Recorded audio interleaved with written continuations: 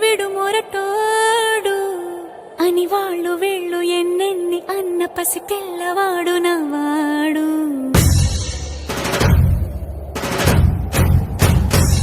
విడు ముండోడు అని ఊరు వాడ అనుకున్న గాని మహారాజు నాకు నవ్వాడు.